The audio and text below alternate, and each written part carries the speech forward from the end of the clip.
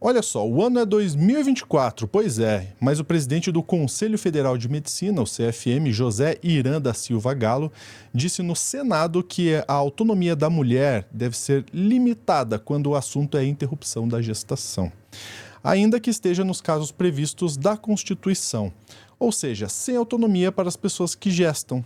É isso que ele está propondo. Olha que coisa maravilhosa o nosso Conselho Federal de Medicina. Vamos debater isso agora no Plantão do Meteoro.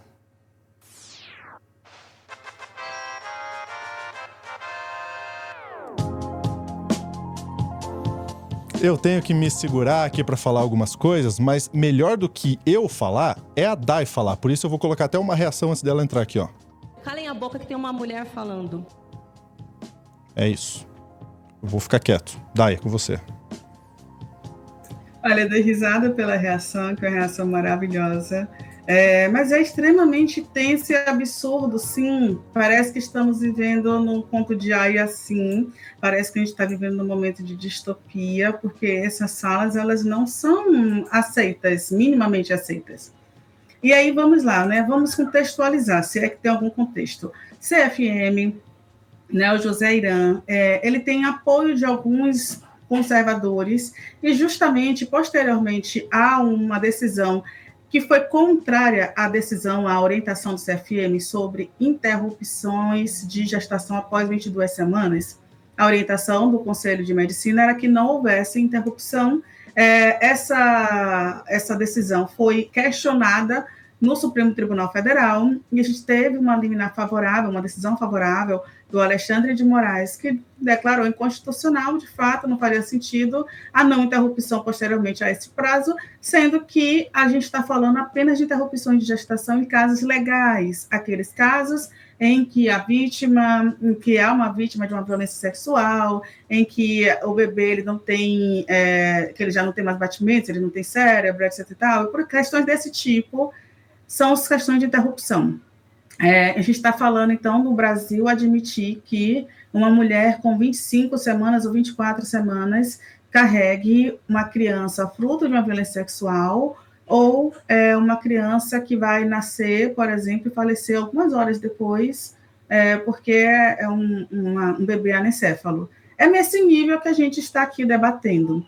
Ou seja, não faz sentido em nenhum ponto do mundo, mas a gente está debatendo isso. Na verdade, sim, faz sentido apenas naqueles países ainda com uma carta magna extremamente atrasada, né, cheia de retrocesso, violenta, castra, né? A gente está falando aí de pensamento de algumas religiões como as muçulmanas, gente. É uma religião, é um pensamento extremamente retrógrado. Não faz o menor sentido.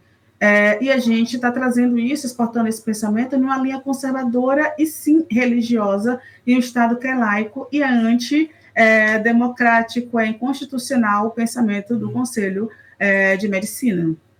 E aí a gente vai dizer, né, atualmente o presidente é o José Irã Galo, mas a gente já teve em vários outros momentos, outras passagens, presidente do Conselho de Medicina, por exemplo, que não queria questionar ou não queria vetar o uso da cloroquina, mesmo quando a cloroquina não tinha nenhum estudo que associasse a melhora para o uso no caso de Covid-19. Então, assim, é medicina ou é charlatanismo, ou é uma tentativa ali de inclinar-se para uma religião? É o que isso, né? Porque medicina vai de acordo com a ciência, mas não é isso que a gente anda vendo com o Conselho Federal de Medicina, infelizmente.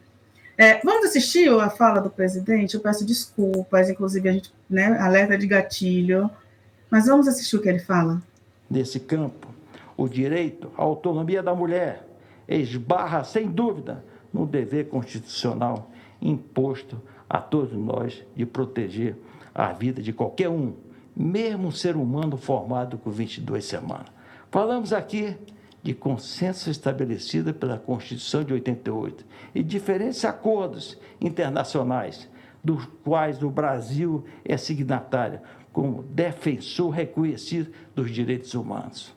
Assim, nos causa estranheza, mas muita estranheza, questionar a legitimidade do Conselho Federal de Medicina, de se manifestar sobre os critérios da sintonia fetal. Ora, em 2012, o Supremo Tribunal Federal recorreu à nossa casa para estabelecer os critérios de diagnóstico de anencefalia. Claro que o STF ia recorrer, porque em tese é para ser um conselho sério que trata a medicina como ciência que é, e não ter lado político, né, Joséira? Você com esse seu risinho aí de lado, né? Então, desculpa, vai lá, continua daí. Senão eu vou, eu vou trabalho pro Bruno.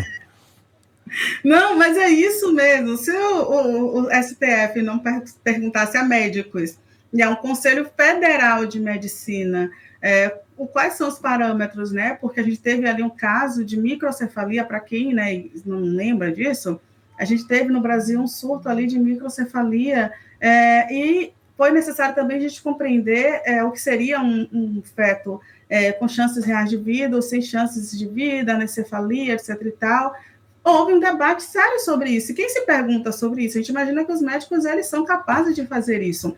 Mas a gente também percebeu posteriormente, né, teve um período aí CFM pré-Bolsonaro e pós-Bolsonaro.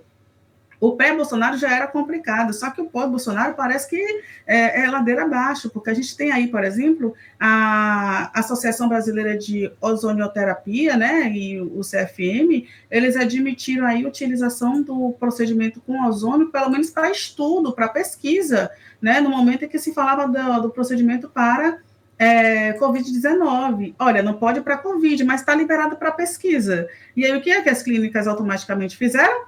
Utilizaram, colocando, né, que estariam fazendo pesquisas e estudos naquela linha. Então, assim, é um grupo complicado de se lidar, né? Eu vou te pedir, por favor, Lúcio, para colocar a matéria que já tem as advogadas, né? A segunda matéria da OAB, porque isso traz um ponto importante. A gente precisou, né, tem outros grupos contrários ao CFM para se contrapor a um absurdo desse. A OAB se manifestou, a Ordem dos Advogados do Brasil também emitiu parecer sobre esse assunto e a reportagem é destaque no nosso site. Coloca aí, pessoal, para a gente ver. Uma comissão de mulheres da OAB criada para analisar esse projeto de lei que equipara a pena de aborto após 22 semanas de gestação à de homicídio, inclusive em casos previstos em lei, né, como em caso de estupro, definiu o texto da proposta como grosseiro e desconexo da realidade. A OAB considerou o projeto inconstitucional. A entidade mencionou o avanço histórico de manifestações populares e femininas na perspectiva de gênero na aplicação dos princípios constitucionais. E disse ainda que isso foi suplantado por uma linguagem punitiva, depreciativa, despida de qualquer empatia e humanidade, cruel e indubitavelmente inconstitucional. O documento vai ser encaminhado ao Congresso, segundo a entidade. 5 das 7 mulheres que compõem a comissão assinam o texto, que afirma que a proposta da Câmara denota o distanciamento das propostas das fissuras sociais do Brasil. A comissão avaliou o tema como um dos mais sensíveis à sociedade. O projeto ignora dados da Pesquisa Nacional do Aborto e Desigualdades Sociais da Fiocruz no ano passado, segundo a OAB. Na semana passada, a Câmara aprovou a urgência desse projeto e hoje uma mulher lá no Senado, né, uma audiência pública convocada pelo Girão, o Raquel.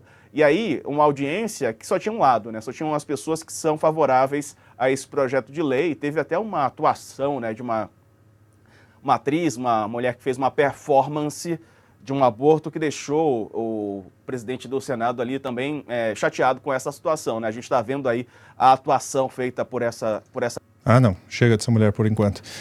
Mas que fique claro, né, que foi nessa audiência pública que só teve um lado da discussão que o presidente do CFM teve essa fala no mínimo ruim, para não dizer outra coisa. Misógina, a gente pode chamar de misógina, perfeito, né?